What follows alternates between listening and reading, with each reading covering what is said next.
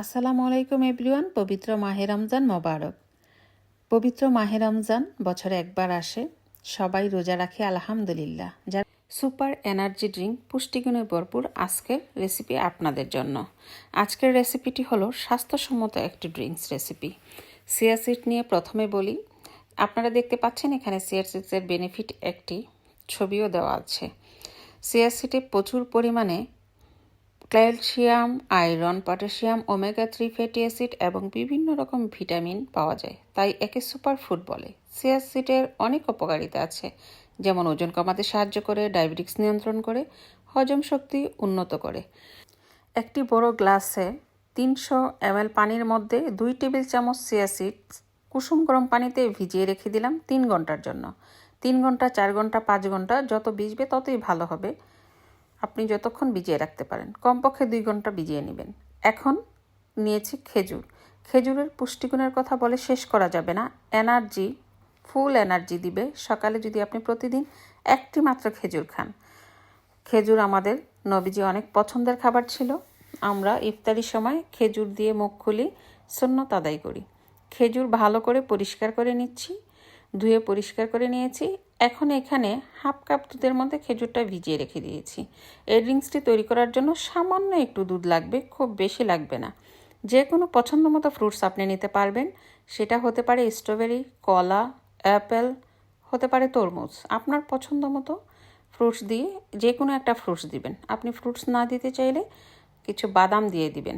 কাঠবাদাম ভিজিয়ে রেখে দিবেন, ওপরের চামড়াটা ছিলে তারপরে কাঠবাদাম খেজুরের সাথে দুধের সাথে ব্লেন্ড করে নেবেন। খুব সুন্দর করে স্ট্রবেরিগুলো পরিষ্কার করে ধুয়ে কেটে নিয়েছি। এখন ব্লেন্ড করে নিব স্ট্রবেরি এবং ভিজিয়ে রেখেছিলাম খেজুরটা, নরম হয়েছে। এখন দিয়ে দিলাম দুধ, খেজুর একসাথে। স্ট্রবেরিতে রয়েছে ভিটামিন সি, স্কিনের জন্য খুবই ভালো এবং চুলের জন্য খুবই ভালো।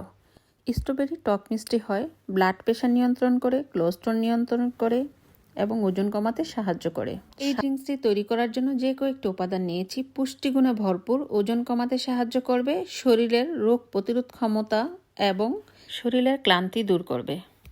খুব ভালোভাবে ব্লেন্ড করে নিয়েছি। দানা দানা থাকলে আপনারা ছাঁকনি দিয়ে ছেঁকে নেবেন। এখন দিব মধু, 2 চা চামচ পরিমাণ মধু দিব। খেজুর যেহেতু মিষ্টি, সেজন্য আপনারা মিষ্টি বেশি খেতে চাইলে একটু পরিমাণে বেশি দিবেন। মধু দিয়ে তৈরি করেছি, খেলে বুঝবেন না এত ভালো টেস্ট ছিল। মধুর উপকারিতার কথা বলে শেষ করা যাবে না। Vitamin B6, calcium, copper, iron, magnesium, sodium, zinc ইত্যাদি রয়েছে। অসাধারণ পুষ্টিগুণের এই উপকরণগুলো দিয়ে সুপার এনার্জি ড্রিঙ্কস তৈরি করছি। ফ্যামিলি মেম্বার 4 জনের জন্য এই রেসিপিটি তৈরি হবে। এখানে 300 ml পানিতে 2 টেবিল চামচ পরিমাণ চিয়া সিডস ভিজিয়ে রেখেছিলাম, ফুলে উঠেছে চিয়া সিডসগুলো। এখন 2 চা চামচ পরিমাণ মধু এবং চিয়া সিডস দিয়ে খুব ভালো করে মিশিয়ে নিব, তাহলে পারফেক্ট একটা টেস্ট আসবে।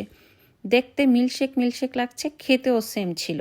আমরা যেরকম স্ট্রবেরি মিল্কশেক খাই ঠিক সেরকম টেস্ট ছিল। এইরকম ঘনত্ব পারফেক্ট।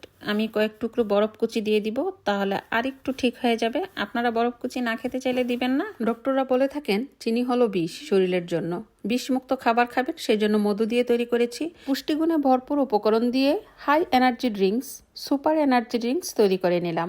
শরীরে ভিটামিনের চাহিদা পূরণ করবে, ওজন কমাবে, সবল সতেজ রাখবে, ক্লান্তি দূর করবে। আল্লাহ হাফেজ, সবাই ভালো থাকবেন।